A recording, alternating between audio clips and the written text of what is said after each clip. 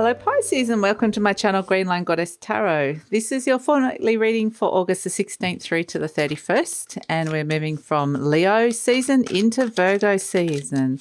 And I got this sort of lovely image of like a sanctuary place or somewhere that just feels like it felt like there were birds around and nature, and yeah, it just felt very nice. So I just get symbolically there's this opening up to this space that feels like a sanctuary, or the need for sanctuary to come through. So let's see, what card do we have coming in? We've got Five of Feathers, Strategy and Resilience. So this is where you're taking something on, Pisces. You know, you're the armadillo, putting on your armor and going, right, I'm going to go for it. So putting on something to protect yourself, and then it's like I'm creating a strategy and off I go. I need to have a little bit of resilience for I think you know that you need some resilience to work this through. But there is a strategy here. There is a plan. And so it's like enacting some kind of plan in your life at this moment in time. So let's see what's shifting and changing with this, Pisces. And Pisces, I just want to, a lot came out then, but I feel like those three are right. I was going to say this reading is for Pisces, Sun, Moon and Rising, and I always recommend to watch all three of your placements if you know where they are, because they give you the fuller picture of what's going on for you. And this is a general reading, Pisces. Just take what feels right and leave the rest. Okay. So interesting. What's shifting and changing? We've got 1, 3, Sun, Aries, the Empress, Venus,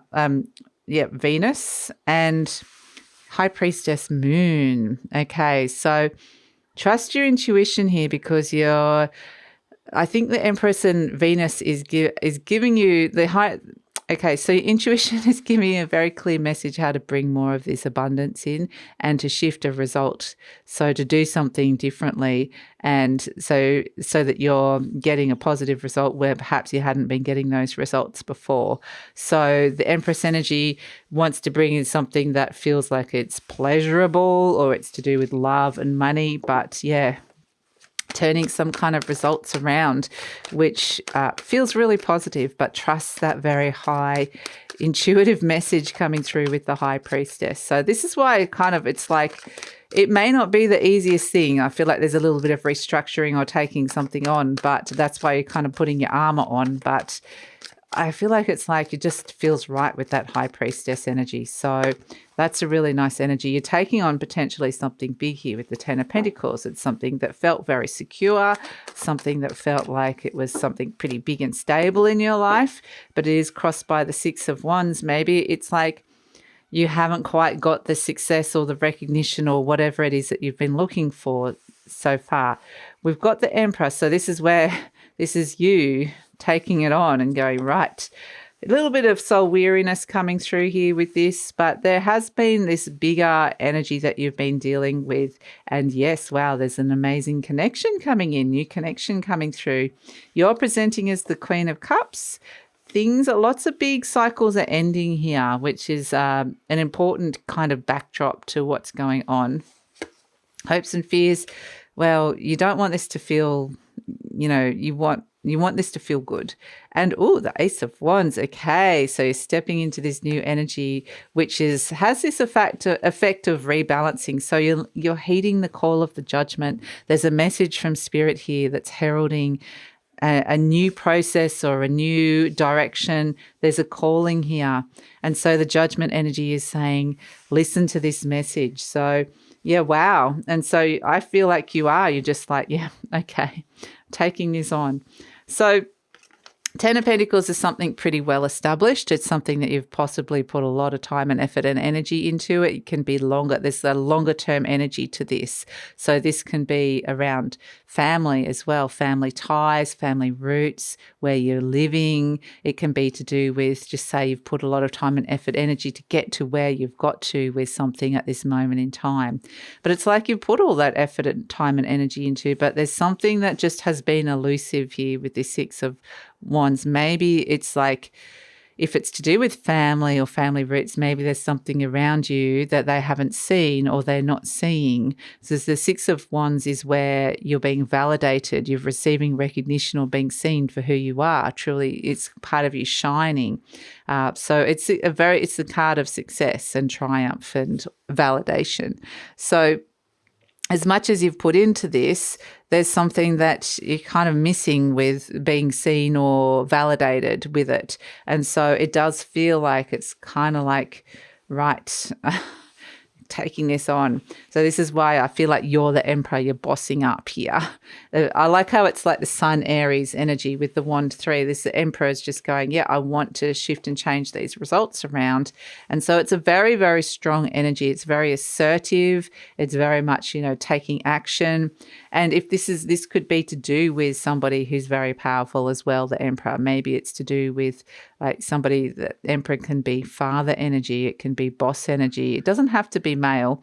So it's just a very strong divine masculine energy. So this person has potentially had some kind of very strong influence over you, or had a position of authority over you. And it may be one of those things where if you're wanting that position, just say this is to do with your work, and there's somebody standing in your way, it's kind of like I need to try a new approach here.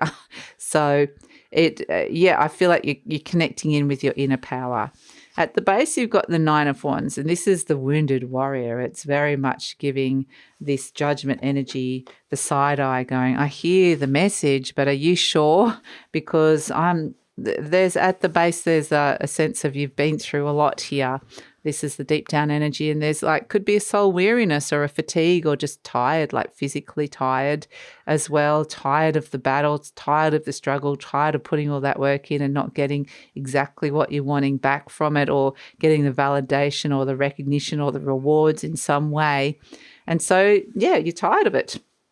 But listen to that tired feeling, that frustration, because that's what's going to give you the impetus to kind of put on your armor and go, right, okay, moving on. In the recent past, we've got the Death card. This is the card of a major cycle ending, and there's a huge transition that has been potentially transforming a lot of things in your life. And when this happens, I feel like it's been quite a big, deep journey. And it's one of those things that sometimes when you're in it, you don't realize you're in it until you look back and see how much you've shifted and changed.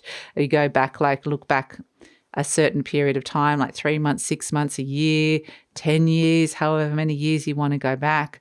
It's a sense that you have something within you has transformed and shifted and changed so that you're ready now to take this on. So I feel like that's a really positive energy, this death energy to come through, but it's probably been, like we see with the 9 of Wands, it's not the easiest energy to go through, the death energy. It's a huge transition of transformation and change. So we can see there's the wounded warrior there. But in the near future, we've got the 2 of Cups. So we're looking at love and connection. We're looking at a particular relationship here that I think that, it's interesting. The 2 of Cups. I feel like you're looking directly at somebody, seeing eye to eye. And it's almost like you're saying, do you see me?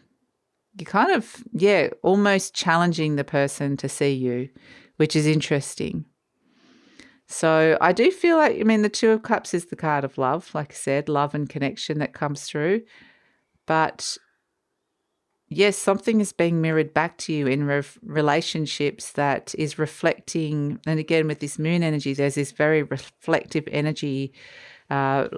Be aware of what's being mirrored and reflected back to you, because that's part of this intuitive message. The High Priestess is revealing something to you, or revealing you to this other person, which is very interesting, revealing parts of you that have been hidden before to this other person, potentially beautiful parts of you, which is actually something that's coming through. So you're presenting as the Queen of Cups, which is a very beautiful energy. The Queen of Cups, it's the card of Cancer, and you are crowned by the moon in Cancer. So you could be feeling very sensitive. You could be feeling intuitive. You could be just knowing how other people are feeling, or very connected to your own feelings as well. So this Queen of Cups, very highly intuitive energy, but very compassionate. It's kind of like, I need to look after myself here. It's a self-love, self-caring energy. So you might be receiving these messages around looking after yourself, or doing something special for yourself. But the Queen of Cups is also looking at that big chalice of water there, that cup, and going, I've got all this love. I've got all this to give. I feel like I've got more to give in terms of connecting to other people. There's more of me on this either intuitive or emotional realm that I can be connecting or giving here.